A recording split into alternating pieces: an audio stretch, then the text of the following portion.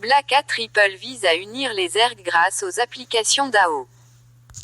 Nat Rose Senior Software Data Engineer, donne un nouveau sens à l'intersectionnalité en appliquant la technologie blockchain aux initiatives de diversité et d'inclusion.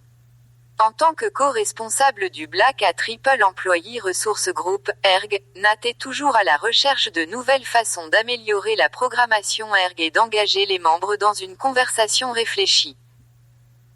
Pendant les vacances, sa curiosité technique l'a conduit dans le terrier du lapin des organisations autonomes décentralisées, DAO, basées sur la blockchain, et en février, il organisait une discussion à l'échelle de l'entreprise sur la connexion entre les communautés virtuelles, les DAO et les ergs en l'honneur de Black Mois de l'Histoire.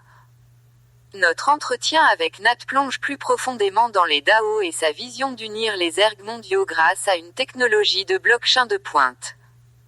Qu'est-ce qui a déclenché l'idée du Black Hat Ripple DAO, b@randedao? Nous avons envoyé une enquête pour obtenir des commentaires sur le type de contenu auquel les membres de Black Hat Ripple aimeraient participer. Nous avons reçu un vif intérêt pour comprendre comment la blockchain, la crypto et la DeFi sont utilisées dans la communauté noire, y compris des sujets autour de la propriété numérique noire. L'art noir et l'alphabétisation croissante du marché de la cryptographie au sein de la communauté noire. Mais mon collègue, Mark Scott, et moi avons décidé d'adopter une approche légèrement différente.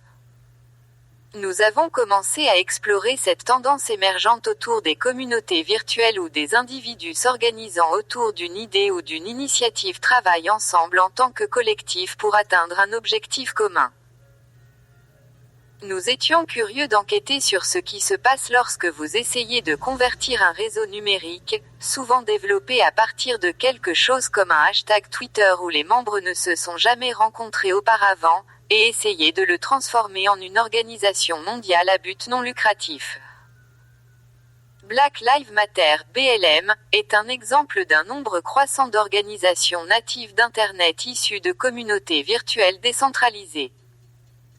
Le mouvement BLM est né d'un échange sur Facebook à la suite du verdict de Trayvon Martin, George Zimmerman et s'est transformé en un réseau mondial d'activisme social avec des individus plaidant pour la justice raciale. Ce mouvement virtuel et communautaire établit des parallèles avec plusieurs paradigmes populaires récents comme Occupy Wall Street, Air Wall Street Bay, les manifestations de Hong Kong et même les printemps arabes de 2010. Comment pouvez-vous continuer à maintenir une gouvernance plate d'une communauté virtuelle en tant que 501c3? Comment assurer la transparence d'une organisation tout en protégeant la confidentialité de votre réseau?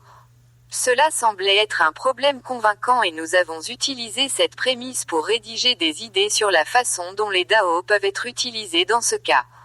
Nous avons donc construit un atelier d'apprentissage interne autour de cela. Comment décririez-vous un DAO à un débutant? Je suis encore assez nouveau pour le concept, mais c'est l'explication qui résonne avec moi. DAO signifie organisation autonome décentralisée.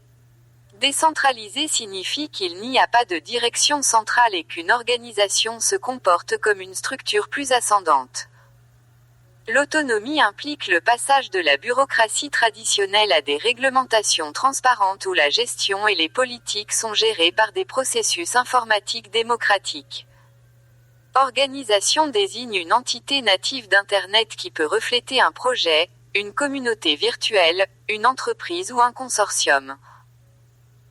Un DAO utilise des contrats intelligents comme gouvernance via un code informatique couplé à des transactions auditables sur un réseau blockchain. Une équipe prédéfinirait la manière dont l'organisation serait régie avec des politiques codées telles que le quorum de vote, la gestion des propositions, les nouveaux membres, le budget et d'autres logistiques administratives.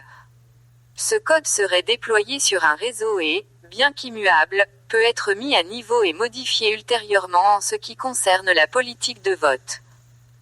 Une organisation pourrait alors émettre des jetons de vote pour le DAO, et les membres de cette organisation pourraient voter sur des propositions ayant une valeur monétaire couplée à leur vote.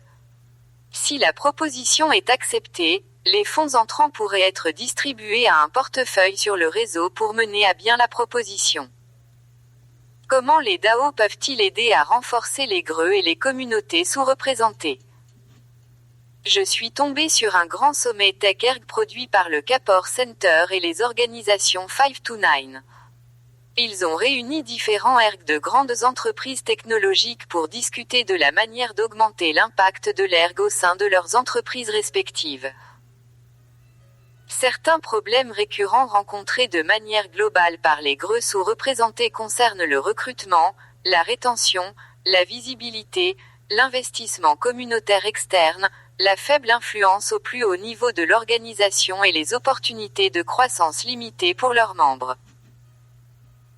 Un DAO pourrait être utilisé comme une plateforme similaire à un sommet, fournissant une structure décentralisée qui pourrait permettre la collaboration entre les membres de l'ERG pour aider à atténuer ces problèmes. Cette proposition de solution pour migrer des communautés généralement formées lors de sommets et de conférences vers des communautés virtuelles régies en tant que DAO est un travail en cours. Comme pour toute technologie émergente, les DAO ont leurs propres vulnérabilités connues, notamment la vulnérabilité aux attaques malveillantes, la prise de contrôle de la gouvernance et les activités frauduleuses au sein de l'organisation. Au fur et à mesure que les meilleures pratiques et les directives réglementaires des gouvernements locaux seront publiées, la mise en œuvre des DAO et leurs avantages deviendront plus clairs. Pourquoi pensez-vous que les efforts de diversité et d'inclusion, DEI, sont devenus plus importants sur le lieu de travail au cours des dernières années? L'engagement de l'entreprise envers la DEI est attendu maintenant. Environ 90% des entreprises du Fortune 500 ont des ergs comme extension de leurs initiatives DEI. Aujourd'hui, il est préjudiciable de ne pas avoir de programmation sur le lieu de travail autour de la DEI. Aligner l'engagement avec une programmation audacieuse et radicale, aborder l'inscription dans la technologie de groupes sous-représentés, utiliser divers fournisseurs, assurer des opportunités de croissance pour les employés internes de différentes données démographiques, est plus intéressant et productif.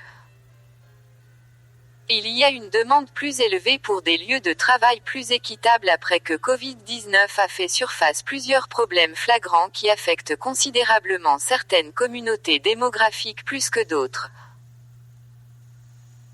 La pandémie a nui de manière disparate aux ménages à faible revenu, les fermetures d'écoles ont perturbé l'équilibre entre vie professionnelle et vie privée des parents, le confinement avec le travail à distance a eu un impact sur notre santé mentale et les troubles raciaux ont suscité de vives inquiétudes concernant la sécurité de différents groupes démographiques, en particulier les communautés noires et asiatiques ici aux États-Unis. Les initiatives DEI doivent refléter l'époque et s'adapter au climat actuel pour responsabiliser les employés en conséquence. Quel est l'objectif de l'ERG Black at Ripple? Chez Black at Ripple, nous accordons la priorité au soutien des membres pour tirer parti des identités sur le lieu de travail, notamment en favorisant l'alliance, en célébrant la diversité culturelle avec l'intersectionnalité et en favorisant l'alignement avec la communauté noire au sens large au nom de Ripple. Je co-dirige Black chez Ripple avec mes collègues Safiya Walker et Jared Valère. Y a-t-il une étape récente de votre carrière dont vous êtes le plus fier? Passer des industries à une entreprise de solutions cryptographiques, obtenir une certification Google Cloud Platform, terminer un diplôme de recherche de deuxième cycle et posséder l'un des premiers NFT Jean-Michel Basquiat, le tout au cours des 2 dernières années. Et tout cela pendant une pandémie. Qu'est-ce qui vous passionne dans le fait de travailler au quotidien dans la communauté virtuelle de Ripple? La technologie blockchain évolue constamment et de nouveaux cas d'utilisation dans la finance décentralisée, DeFi, font surface quotidiennement. Travailler chez Ripple où j'apporte mes compétences en génie logiciel et mes meilleures pratiques pour permettre des implémentations mûries pour la technologie blockchain et crypto est ce que j'apprécie le plus dans mon rôle. De plus, vous rencontrez des personnages talentueux éclectiques travaillant dans cette communauté virtuelle. Un ancien chercheur en physique quantique, analyste de campagne électorale à temps partiel et joueur de poker professionnel, tous des employés de Ripple.